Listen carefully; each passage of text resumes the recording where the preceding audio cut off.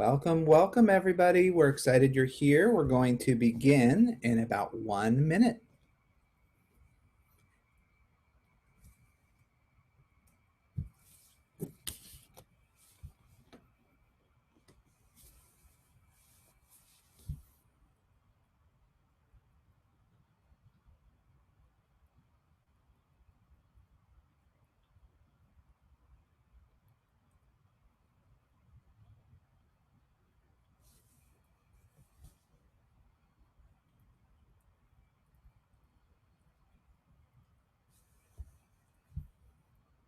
Okay, we're ready to begin. So what I'd like to do is first off talk about what we're going to do in this course, which means how can you access and how can you participate?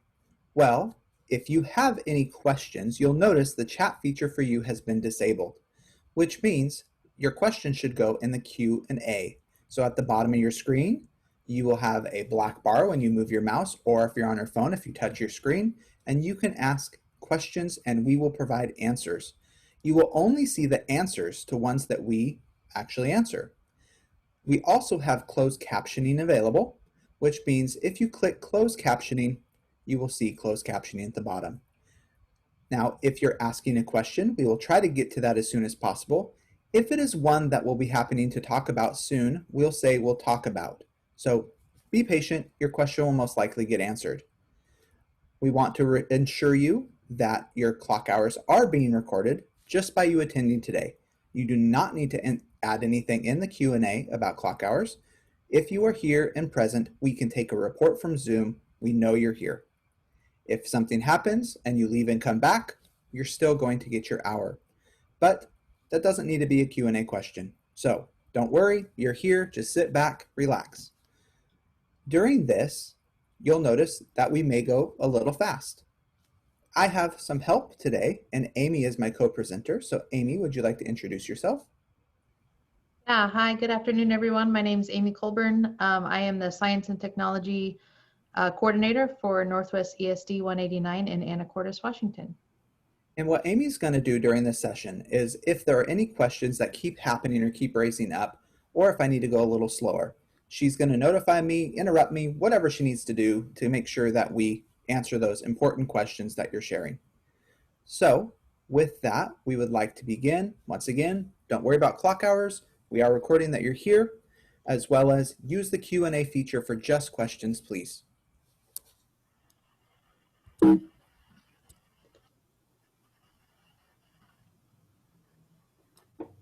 Now, today is our Learning Management System 101 Part 2. Learning Management System is what we call for LMS, is what we're referring to as Google Classroom. A learning management system is a home base. It's an entire entity that students and teachers can use for managing course materials and record keeping. We want to once again recognize and think about whose land we are on and honor the indigenous peoples of Washington State and Washington State tribes. And so we wanted to just highlight this screen for a minute, and I will take 15 seconds to highlight that.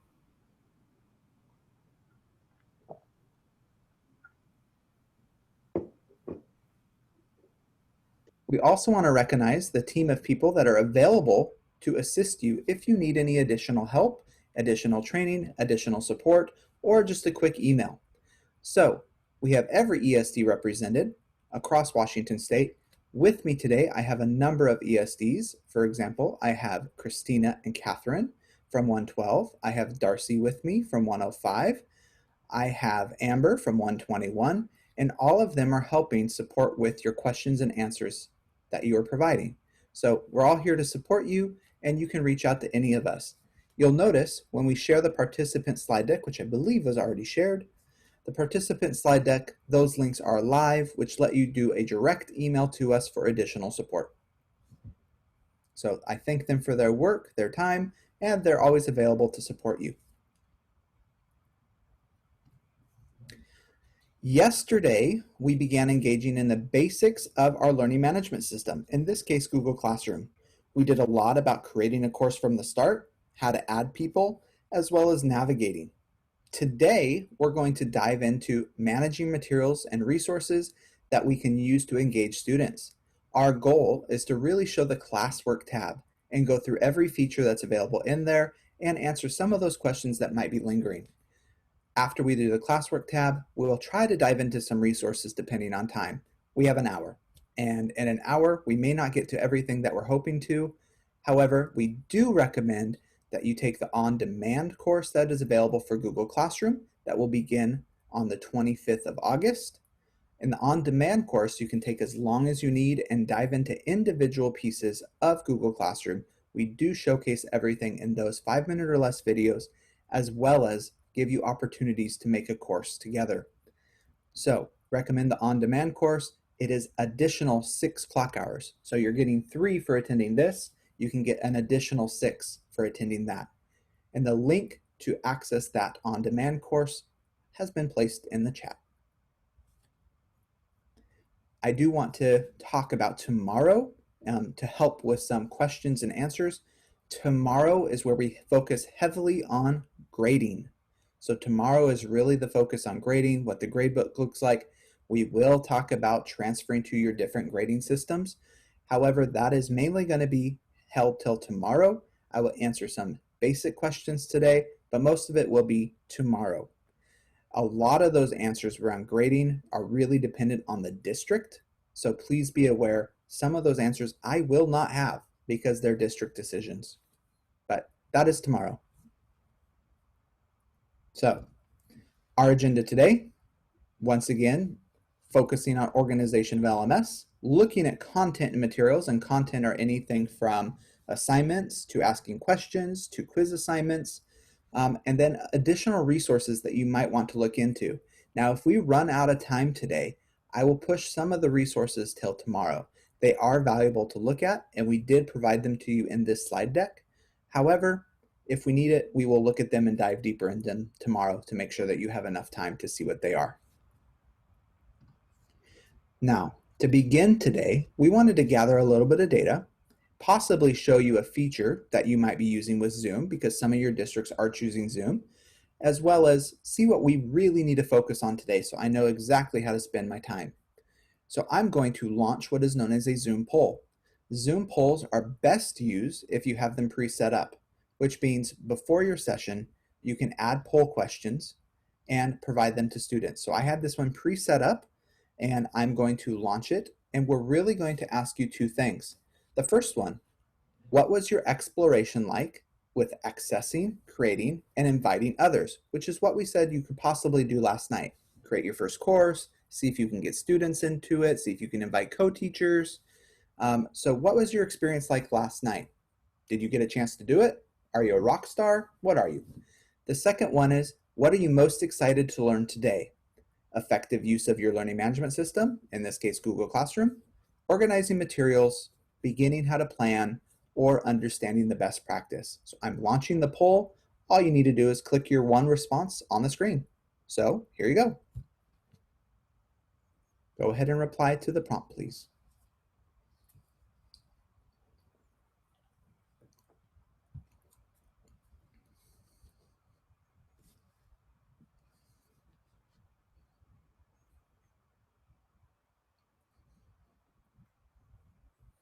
As a math person, I am loving that we have 360 participants today. We're coming full circle. One thing I like about this poll in Zoom is it's been 30 seconds and we've already had 325 people respond in 30 seconds. I think that's a record for today, so good job. So far, what I'm looking at in our first question, what was your exploration like with accessing and creating and inviting others?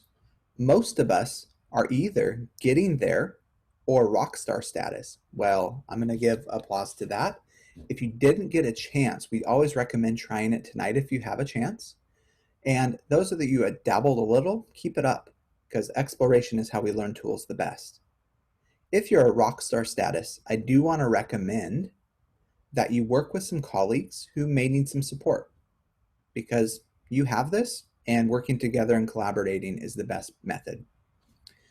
Overall today, I'm almost seeing a perfect split. It's almost 25% in every single area. So I'm going to end the poll and share results with you because that is unique for me. So you're now seeing the results on your screen. So it says that pretty much everybody wants everything today, which I'll try to do as best as I can with not overwhelming. I'd say one of the hardest things with being limited to an hour is the overwhelming. So we will try not to. Amy, do you have anything to add before we get diving in?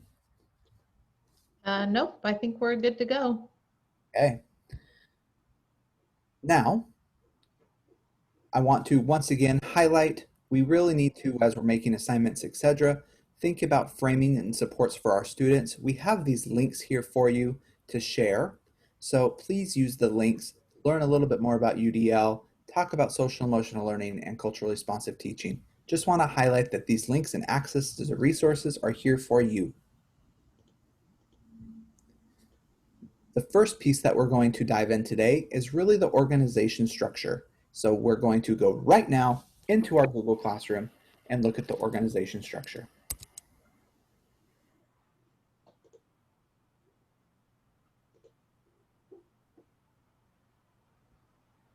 So yesterday we talked about logging in. So I've already currently logged in.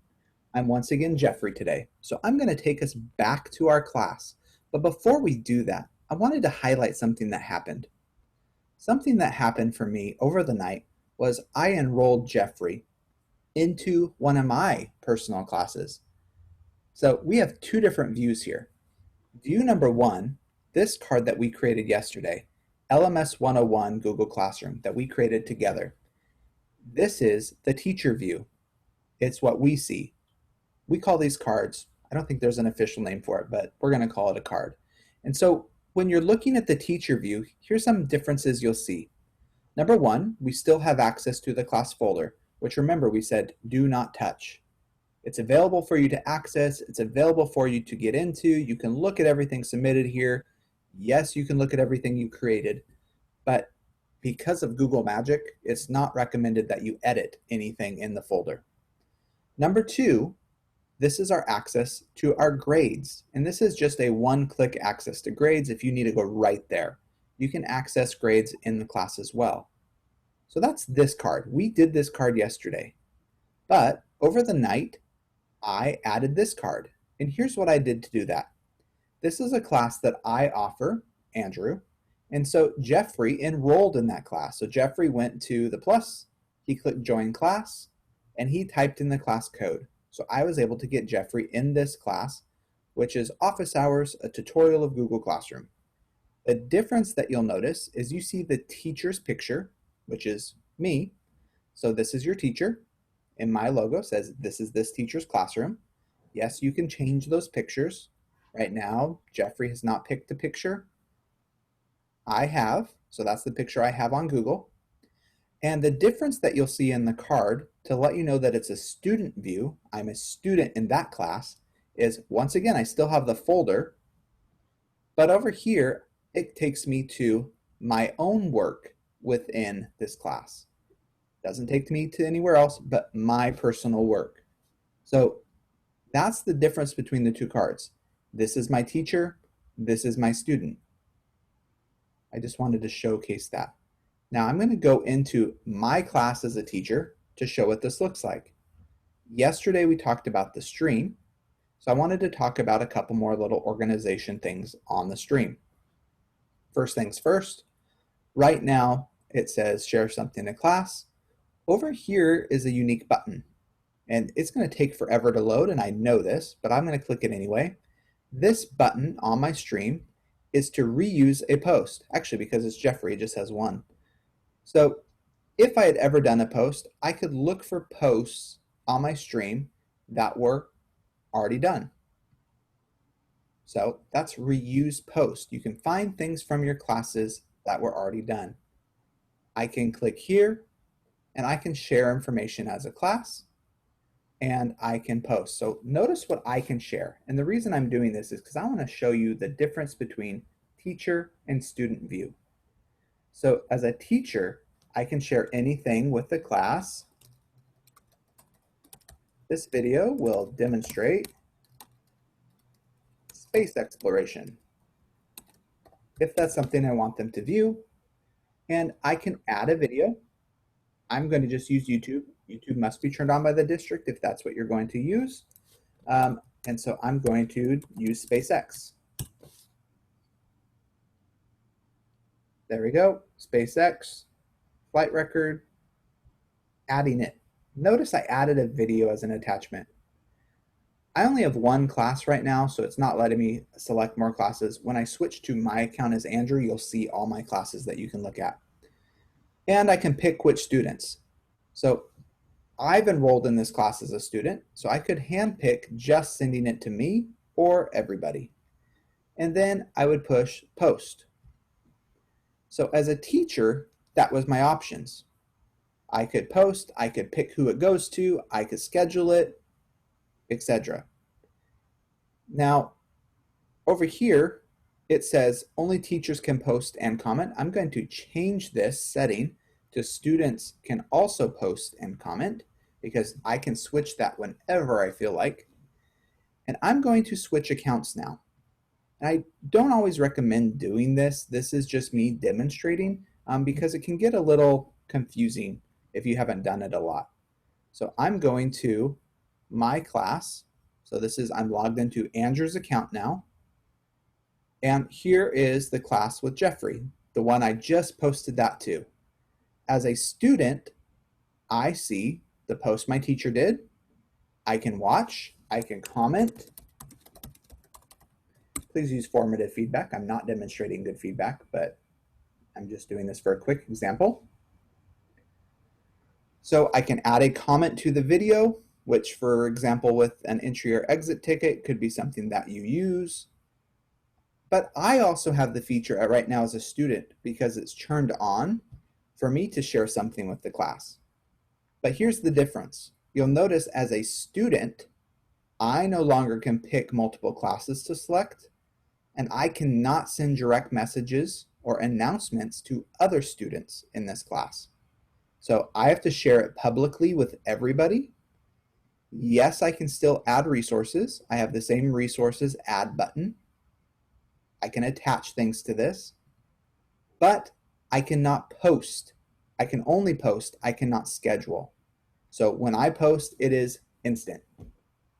So student view versus teacher view. As a student, my options are limited. That's if the teacher has this on. So I'm going to post, I think dogs are great. Woof.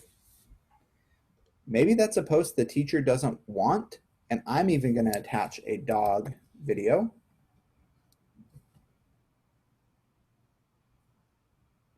There we go. 10 smartest dog breeds. Oh, baby dogs, very cute. I'm going to add a baby dogs video and post it to the class wall. Now, here's what just happened. As a student in Mr. Jeffrey's class, I was able to post to the wall with a video that I wanted, and now every student in this class sees it. So I want you to think about that for a second. This is a personal decision if you want that or not. There are goods, bads, greats, everything with being able to share to the wall or not. So you get to decide if this is something you want allowed. I'm going to now switch back to my teacher view as Jeffrey and show what just happened to my wall. So as the teacher, it says my stream was updated. I can show the update. There's my student's post. I don't want this post on my wall, so I have now a couple options. I can use the 3 dots and delete it. I can copy a direct link to this, which means I could send this out to an email, which is a new feature this August, being able to directly link to things shared on the stream or anything in classwork. And my third option is to mute Andrew. When you mute, it gives the option to also delete the post, which means other students will not be able to see it, but Andrew can still submit work and cannot reply to classmates' work. So when you mute them, all they can do is turn in assignments and discussions for you. So I'm going to mute Andrew. Muted. Notice the post is gone, and I will switch back to Andrew. So I'm now the student again, and it doesn't let me refresh. I now no longer have the ability to post because I've been muted. So that is how our teachers have. Yes. As the teacher, can you show us one more time, how do you get to that setting to change who can post and comment? You got it. That's actually where I was going next. Perfect segue. So I'm going back to the teacher. So I'm now the teacher again. Notice as a teacher, I can still post comment, and I can even, under settings, I can completely change in the stream. So I went just scroll down to stream. Students can post and comment. Students can comment only, which means they cannot start a stream thread, or only teachers can post or comment. So I want to keep students can post and comment for now, just to show something. And I'm going to go back to Andrew. Notice it says he's muted. And I'm going to unmute. There we go. Andrew's now unmuted. And if I go back to my student view and refresh, I'll be once again able to post to the stream. So I want to just show that really quick. I can now post to the stream again as Andrew. So if I go to the teacher view and I click the gear and I now turn off the stream for students, only teachers can post and comment. So I changed it and I saved. Look what happens to Andrew. So teacher view, I can still post comment. Student view, that is gone for me once again. So the stream is very editable by the teacher. You can manage the stream and how you see fit. The power of the stream is its instant announcements to your class, sharing instant resources, having them click something to get anywhere. You can do links, you can do anything. The power of the stream is really up to you, how you want to use it, how you choose to use it. So just wanted to showcase that with the stream. But most of our work today will be in classwork. So I'm going to pause there. And Amy, are there any questions that I need to address before we go into classwork? Yeah, there's a couple of questions about the muting. So if you mute a student, will it delete their previous post and or comments, or would you need to, if you needed to, would you need to go and individually do those? You would need to go and individually do those and mutes them from that time forward. Now, Okay. the one that you mute them on, you can choose to delete it on the spot. Okay, and then another question about equity in terms of muting. So there's a little bit more context here, but when would you only mute selective students, or why would you want to mute only some and not all? That is a very deep question. And the reason being is muting can be seen as a form of punishment, depending on how the students view it. So muting is a feature, and its design was, for example, if students post inappropriately, was its design so then you can work with that student on appropriate posting. Now, how you're going to use it or if muting will be allowed, that needs to be a discussion you have with your team. Great. I think those were just wanted to cover those two before you moved on from the muting specific topics. So I'm switching to the LMS. So this is my teacher view once again, teacher view. And I'm going to go into classwork. And the reason I wanted to start here with Jeffrey's teacher view is because he hasn't done anything in classwork yet. He hasn't set up his classwork tab at all. And that means we get to set it up in Scratch. So there's a couple different ways you can set up your classwork tab. First things first, the create button. The create button is where you do everything. Create allows you to add any content or materials in the classwork tab. It's also your form of organization. So if I click the create button, you can choose to not have topics, which for me would be very difficult. I am very topic oriented, but you could just use all of these materials and have them listed and move them around as you see fit. But I'm a topics oriented person. Now, if I click topic, think about like a section header or a folder header or just a way to organize your class. So a topic that could be used at the beginning of the year is welcome and introductions. Or we do have a lot of teachers that like to do weeks. So week 1, week 2. There's a lot of different ways to do topics, and there is no one right answer. Really though, the topics are a form of organizing materials and content. So think about how your class could be organized. I know, for example, some high school teachers do it by chapters in their book, if that's what they're using. I know for computer science, some of them do it by projects. So topics is an organizational structure, and you can choose any topic heading that you want. My one suggestion about adding topics is be consistent with your team. Talk to other teachers. If second grade is doing this method, it might be great that third grade does the same. That way when students transition, there's less issues understanding the organization structure of their classroom. So work together, make some decisions as a team. Andrew, I needed to interrupt just really quickly. I'm noticing a lot of questions about the student view. People are a little confused on how you're doing that, and they think that they are missing a button in their Google Classroom. Can you explain what you're doing? Yes. So student view is not an option within Google Classroom. They have not created that yet. I know that's one of the #1 suggestions that happens. Let me talk about suggestions. Suggestions can be made to Google. They are very responsive. They will not respond to you. However, they work on adding features.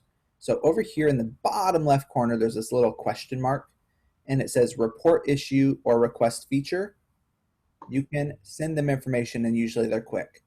But student view, what I did is I was able to create a fake account, a demo account in my Google Classroom instance because I have administrator rights. Now, your school district, if they choose to allow that, could make a student account. We use rockstar names.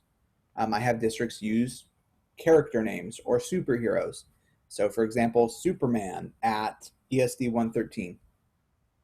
They make a fake account and give you access. And so what I have here, if you look at my drop downs, and this is my Chrome extension, I can switch between different accounts. You can also switch between different accounts here. So I'm able to toggle between my fake account and my real account to demo both sides. And I added myself in people. So if I went to people, I added my real account as a student and I kept my fake account as the teacher. So is this method something I think you'll be able to do right away? No, it can get a little confusing. But if it's something you want to do to see what the student size sees, it is something you'll need to request from your district and get support setting it up because Google uses your district's email. So they have to create a district email account. So please, please, please talk with your district if this is something you want. And if they tell you it's not possible, I apologize. We did this for you today so you could see both views. Does that help, Christina? That definitely does. Thank you so much. There was so much confusion with that. Yes, I apologize, but what we need to do is I'm just demoing so you can see both sides so you know what your students will see. Okay, so I'm right now in my teacher view. I've created a topic. I can make another topic. So I'm going to do welcome introductions, and now I'm going to do week 1, which I'm going to just say September, just to pretend. Okay. Uh-oh, you'll notice something. My welcome introductions got moved down. So just like the stream, when I added new topics, they went on top because it's like a boat. You put it on top, it flows. So how do I move this? How do I reorganize my topics? Well, there's 2 different methods. Number 1, these 3 dots, we said yesterday, anytime you see lines, waffles, or 3 dots, those are a type of menu. And that's the same here. So this is my menu, my options for my topic. If I click the 3 lines, you'll notice it allows me to move it up. I can also move it down if there is one below it. So my 2 options, move up, move down. There are other options we'll talk about in a minute. But right now, just organization, move up, move down. The other way to move things within this, and this is a newer feature, this happened this summer, I believe in June, you can grab, so I held my finger down and I can physically just move it. So I held my finger down, notice my fist closed, that's how you know you grabbed, and I'm able to drop it where I want. So there we go, my topics are now organized, which means my older topics I can keep down below. So able to once again, click and drag. I want that one down there though, so I'm not gonna move it. Can you So, just briefly touch on the subtopics or folders and that lack of those things? So Google Classroom does not have subfolders yet or subtopics. Not an option in here. So you just have topics. Yes, has that been recommended to them? Yes, of course. I'm sure it has many times. But for now, we just have overarching topics. And you can organize in those topics by the different things you post and just the layout you choose. Will topics get pretty big as you're adding assignments or discussions or materials? Yes, they can get big. So I want to address one thing really quick. Your course might extend and get big. The page you're going to have to scroll down unless you choose to make the decision to just delete topics and content overall. And that's a decision as a team. I'm not going to tell you if that's the right method or not, because you need to decide if you want to delete things that you've created or that your students have replied to. I do not have the right answer, but if it's getting very big, that will probably happen. So the only way to clean it up is to completely delete. Andrew, quick question about deleting. So a great question in the Q&A. If you delete a topic, is it deleted from the grades as well? I do not believe so, but I've never done that and had to look at my grades. Okay, well, we'll see if we can find an answer to that question. Thank you. Just to make sure. And don't forget, grades are really more tomorrow. So if we don't have it today, we'll get you the answer tomorrow. Okay, so I have 2 topics, which means I feel comfortable adding content. So on the teacher side from scratch, once again, we're going to go to the Create menu, the Create button. Down below, we have assignments, quiz assignments, question, material, and reuse post. Reuse post, remember, takes anything we've previously created from any course and allows us to use it again.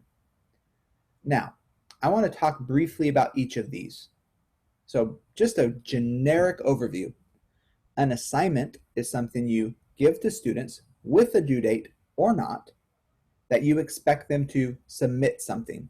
They have to turn something in or attest that they turn something in.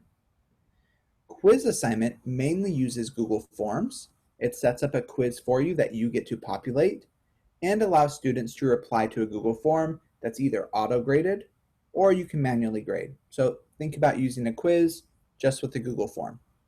Yes, you can add other resources. Yes, you can add other materials.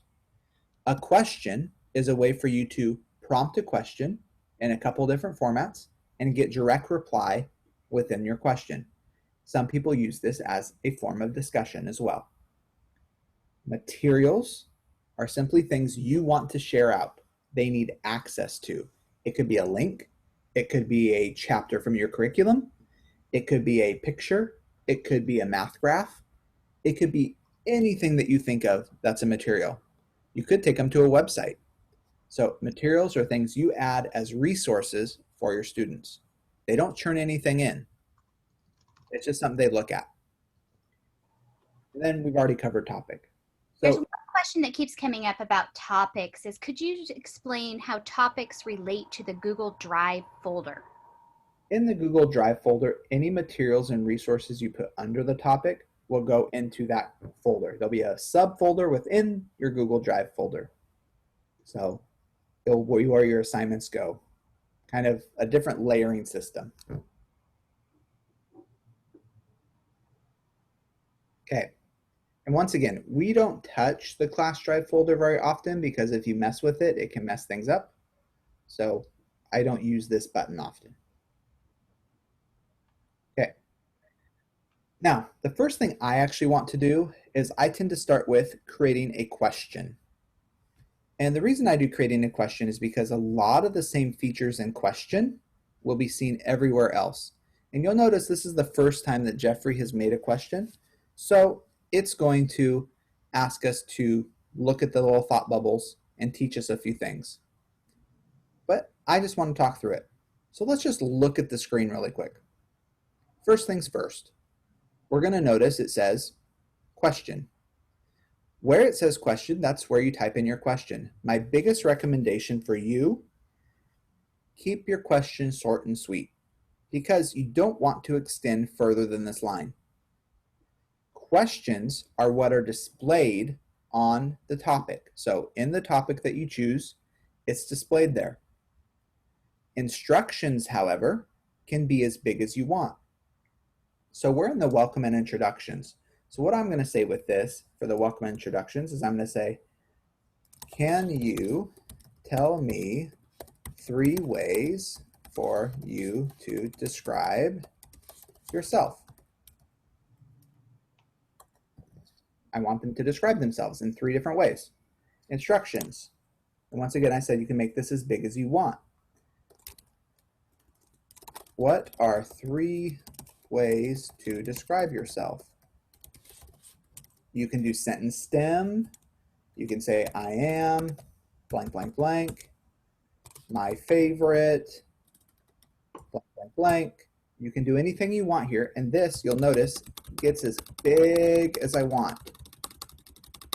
I can keep adding instructions because the instructions page will keep getting bigger. They'll be able to scroll down. Keep your question short. Have your instructions get bigger. The other 2 buttons here, we have add and create. Add is just like we did in Stream. You can add from Drive. You can add a link to take them to another website. You can add a file. You can add a YouTube video. If you choose Drive, you could pick a template you've created in Google Docs previously or a slide deck. We have a number of people that do a Google Slide Get to Know You activity, so you can put it there. The Create button lets you pick one of the Google apps for education and create a template from scratch for your students. We're going to do this in assignments. For now, I'm just asking a question, but we will use create in assignments. Over here on the right-hand side, we have a few different features. The first one is, what type of question is this? You have 2 options. Option 1, short answer, which is what I want here. Option 2, multiple choice. So I want 2 different ones available. Short answer, multiple choice. I want short answer for this. Multiple choice just gives you the option to fill in ones for them to select from. And yes, it can auto tell them the right answer. Over here looks very similar to what we've seen before. We have, who does this go to? Well, I only have 1 class, so I can't select schedule for multiple. I'll show that in the next part. And then we have all students. You can handpick which students this goes to for differentiation. You can ask certain students one question, reframe it for others. Points. How much is this worth? Well, is it worth 4 points? But this is really a get to know you, so I'm going to say it's ungraded. I don't need to grade this. I just want to know them. The 2 most important pieces here, though, however, my main one is due date.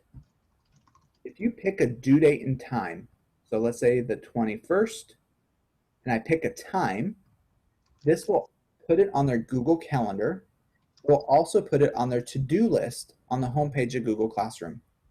So this puts it into their Google Calendar, which you can share Google Calendars with other people so they can also see due dates. And this puts it on your to-do list if you add a date and time.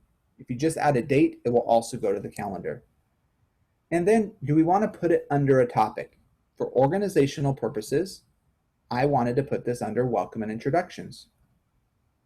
Notice when I click it, it gave me the option to create a new topic as well. Welcome and introductions. The last two buttons, students can reply to each other, allows them to add comments on posts that they do, on how they replied, except for those students you have muted. If you muted students, they cannot reply to comments. So think about that in your course structure. Andrew, there's a couple questions about like audio and video options for students, especially littles who might not be reading yet. Do you have any ideas for solutions for that?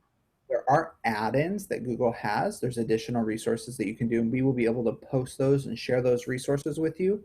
That, for example, can do screen readers. You can add videos with the questions. So if I did an ad, I could attach a link to a video that I do. For example, if you use Cami, or if you use Screencastify, whatever you use, you can do a video and post a link, which they could just watch. Lots of different ways. Great. One more question before you leave this screen. On the due date, right now you have Friday, August 21st at 11:59. Can you change that time? Of course. Time or date? Which one? Time. Time, sure. So if I change the time, I just delete. I could say 9 o'clock a.m.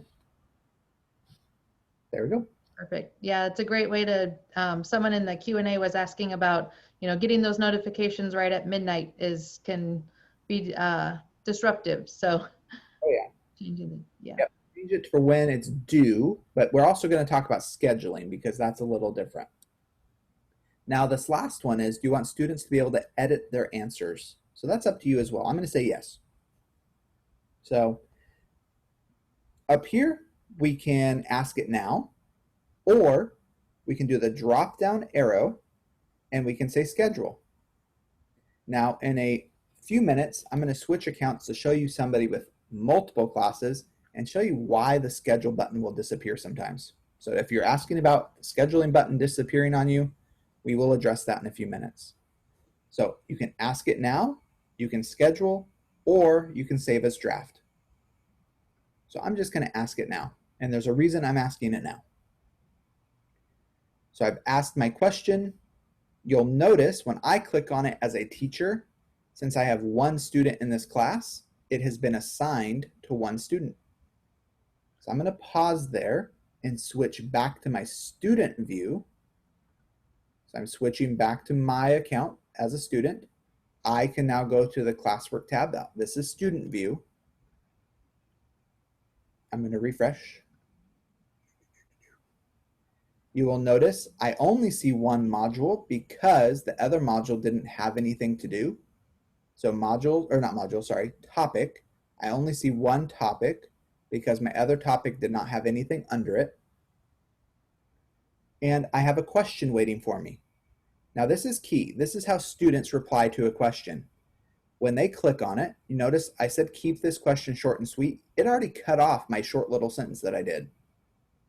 So if I click on it and open it up and I view the question, I now see the entire question, plus I would see all instructions. I would also see links, etc.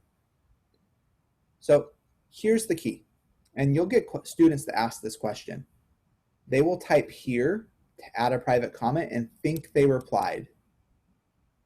I've had this many times. Students will type in the private comment, which just sends the teacher a message, and think they replied. They need to, and this is the same under assignments, the churn-in area is up top right. It says your answer. It is visible to your classmates.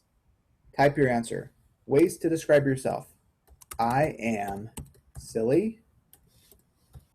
I'm an ed tech enthusiast.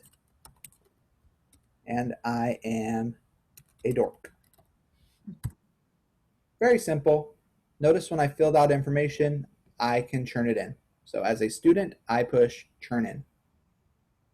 It churns in because I had the edit option available and I did say yes. Students can click edit and I could type it in again.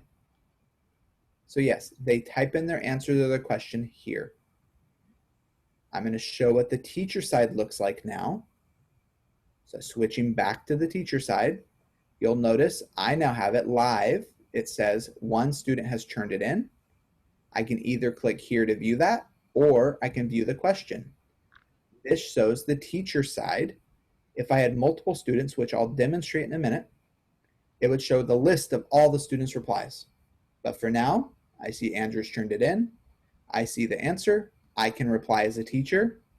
Other students could also reply because I turned that on. And I can select it and I can return it. There we go. It's been returned and we're good to go. So that is that question. That one is done. It's marked as complete. That added a question in the classwork. The next thing I want to show, and I know I'm running out of time, so I'm going to go quicker. Next thing I want to show is I'm going to switch views. I'm going to switch to Andrew being the teacher. I apologize, but this will demonstrate everything. So I'm switching to Andrew. First off, let's view. This was returned. It's done. It's finished. I can't do anything else. No longer can edit. That's because it's been basically graded. But I'm going to switch and view Andrew as a teacher. Notice I have all of these classes available. This one has 83 students. I'm going to go into this one so you can see. 83 students. Nothing is here. But I go into classwork and I have all of these things organized and ready. I can click on this one. You'll notice I've had 6 people turn it in out of 77. This was just a question. So I'm going to view this question to show what it looks like with a lot of people in the class. These are the 6 people that replied, and I'm waiting on all of these other replies. This one was graded. So for grading purposes, I would go over here and type in out of 100 what their scores are. And we'll do more grading tomorrow, like I said, so I'm not going to dive in too deep on that. But let's talk about assignments. So I'm going to add an assignment here. So I'm going to once again push create. I'm going to click assignment, and let's look at the difference between question and assignment. Here's the main difference. At the top, it no longer says question. I no longer type in a question. Instead, it says title. So I give a title to this. This title will be Choose Your Own Destination. This is an activity I do for exploration of the world and cultures. And the instructions, see the Google Doc. Horrible instructions, please do better. And this time, I'm going to add a Google Doc. I could have created one from scratch, which is what I did the first time. But since I already have this, I'm going to just add one from my drive. This is a template I previously made. I'm going to find it. And I can actually just search. Notice you can search your drive. Searching my drive, here's my template. This is the one I want to use. Template, choose your own destination. So I now have a doc that my students will access in an assignment. But it gives me 3 options. Here's my 3 options. Right now, students can just view this doc, which means if they looked at this and clicked in it, they could go to the links, they could do everything inside of it, but they can't type. They cannot add information. So all they can do is look, they can't touch. But I have a drop down. This drop down allows me to have students edit file. Now I want you to think about that. Students can edit the file. That means all 83 students in this class have the ability right now to edit this same doc. Probably not what I want with this specific activity. There are some activities where that's great. For example, a getting to know you activity where each of your students gets a slide. You could have them type in their name. You could type in all their names on their slide and then they just fill it out. That one would be perfect for everybody to be in the same slide deck. But this, not for this one. So I'm going to choose make a copy for each student, which is one of the most powerful things in Google Classroom. When you make a copy for each student, They will all get their own version of this that only they can edit, and you as a teacher can view and edit. So we'll do that quickly. I'm going to go a little bit faster. So here you'll notice the 4 once again. I can add multiple classes. Maybe this is for multiple class. So I've added to 4 classes. When you schedule to, or when you add to 4 classes the same assignment, I no longer have the ability to choose individual students. That's gone. If I had just done my 1 class, I could have individualized this assignment or differentiated for those in this class. I could hand pick who gets this assignment or not. But I do want multiple classes. Next, how many points is it worth? I'm going to say this is 4 points, not 1,004, just 4. I'm going to once again give it a due date. Let's do tomorrow. I'm not going to pick a time. I don't care when tomorrow. Topic, I'm saying this is planning for classroom. And this is one of my new favorite features, Rubric, adding a rubric. So I push plus, I can create a rubric from scratch. If you've already made a rubric, you can use it over and over again. You can use generic rubrics. There are a ton of them online you can find. So criterion title, this criterion is research, a non-research something. Give a description, used resources for links and citations, etc. How many points is this one worth? I'm going to say this criterion is worth 4. And you can fill out all the information. You can continue to add different point systems. Notice you can add more points for each criterion.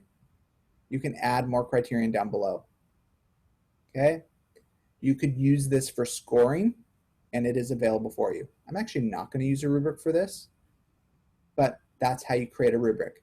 If you already have a rubric, or if another teacher creates a rubric, they could share it amongst themselves as well.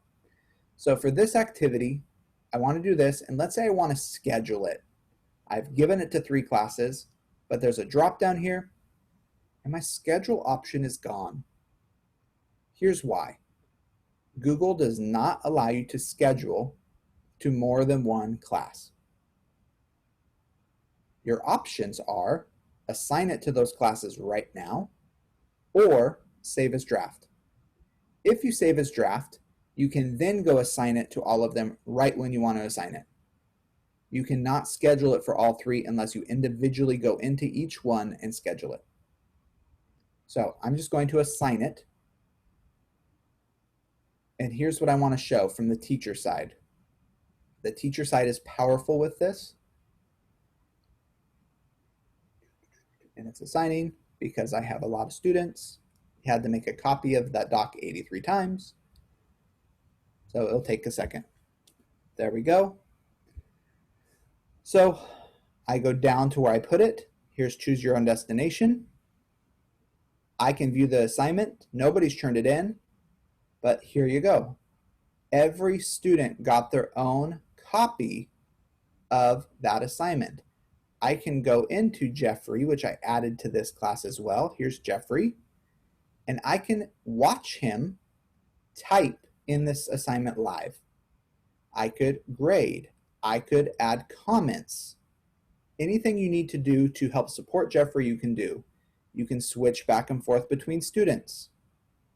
You can return it when it's being ready to be graded, etc. Jeffrey's side as a student, so I'm going to switch to my student view and go to that class, the class I'm enrolled in. Here we go. Go to this class. Got it. There's my choose your destination. I can view this assignment. It tells me to turn it in when I'm ready, but I can view my doc as a student. I can use the links here, which by the way, I highly recommend the Rio link. This is a virtual 3D experience that you will learn from. I can add to my brochure, welcome to my class, and keep going. This is a sample. Just to show you what happens, I just typed this live I can now turn it in if I'd like. Notice there's a turn in button on this assignment. So if I switch back to my teacher view, I was still in Jeffrey's account. You'll notice it's live here for me as a teacher to see as well. Okay, I'm going to pause there. And I'm going to pause there because we have about 6 minutes. Tomorrow, we will get into quiz assignments, materials, grades, and additional resources, which will cover mostly everything. But before then, I want to talk about a few things. In the slide deck that you were shared, we have these resources available. Tonight, if you would like to explore some of these resources before I really talk about them tomorrow, they're a great thing for you to look at. For example, Google has Google Classroom training and support pages, which also has videos. You also have our on-demand courses that start on the 25th. These are apps that will work with Google Classroom, and we will dive into them a little bit tomorrow. For your remainder of time, we want to talk about what you learned today. So I'm just going to synthesize really quick. What you learned today. Learned really about how to use the stream a little more effectively, muting students, how to turn on and off comments, what they can actually engage in, what it looked like from the student view, what it looked like from the teacher view. Then we went into the classwork tab.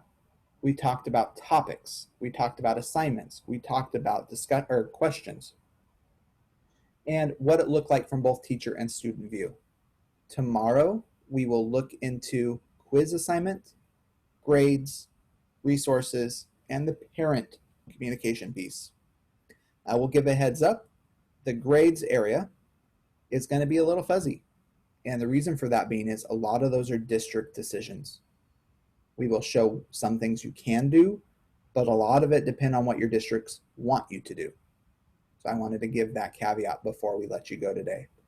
In the chat, there should be a post which has the reflection for today. So we'd like you to use that. It is slightly different than yesterday's reflection. And I'm going to ask Amy if there's any last minute questions I can try to answer before our time is up in 4 minutes. Yeah, so there's a couple of questions that I think we'll cover tomorrow. But one that's come up a couple times that I think would be good to cover today is if a student does do a private comment to you as the teacher, whether it's on purpose or on accident, like they thought they were replying to the question, how are you notified as the teacher? And then what does that look like on the teacher side? Let's try it. That's the best thing I can tell you we can do. So I'm actually going to choose myself as the student this time because there's a lot less people in this class. So this is Jeffrey's class. Actually, this is not Jeffrey's class. Woo. Enrolled. There we go. So here's this. In the classwork tab, there is this one. I'm going to view question. I'm going to add a private comment. Thank you, everyone. And send it. Okay, so private comment was added by me, Andrew. I'm going to switch over to Jeffrey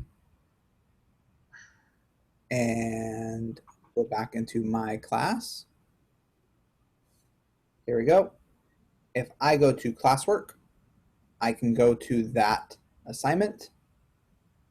I can click on returned, click on the student, and there should be a private comment, but it's probably not there because I've already submitted it. Yeah. Usually private comment would be, oh, there it is. It just posted. It's down below at the bottom. Does that show up on any other, like, do you have to know that they did it, or will it show up somewhere else to notify you that, hey, there's a private comment? Right here in my notification settings, once again, the 3 lines on the left, can't highlight this enough. 3 lines on the left, there is my settings button. In settings, you can get notifications. So a notification went to my email, Jeffrey's email, that a private comment happened, which will have a link directly to that comment. So, but I do want you to notice you can turn that off. So please be aware if that's off, the only notification you'd get would be in classroom on that assignment or discussion. Okay, any others? I believe we have 2 minutes. I just wanted to remind everyone, we have posted the slide decks in the chat multiple times throughout the time today, and I've added it at the bottom again. Please click on that before we end the course so that you have it.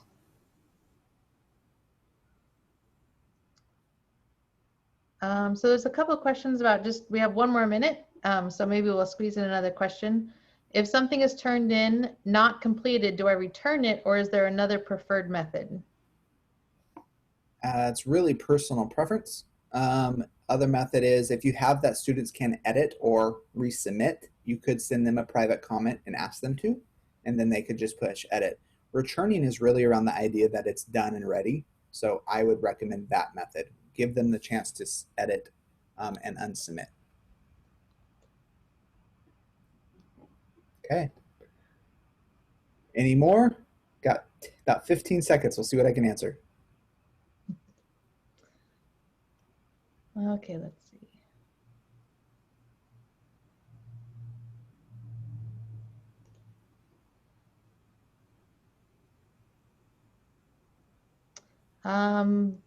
Let's see. There's a question about like if you want students to work in small groups on a document. That one's a little bit more complex, but if you have any tidbits for that, that might be helpful.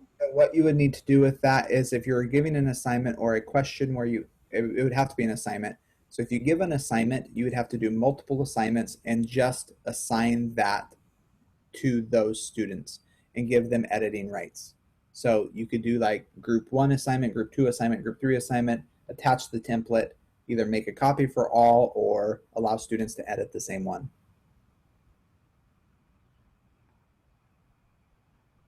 There's several questions about integrating other tools within Google Classroom. So just another quick note that we'll cover some of that tomorrow as well. We'll dive deep into that tomorrow. And once again, a lot of tomorrow will be district decisions. So please be aware. All right, I think we're out of time. Okay, sounds good. Thank you, everybody. I need to end and go to the next session. Goodbye. Bye, everybody.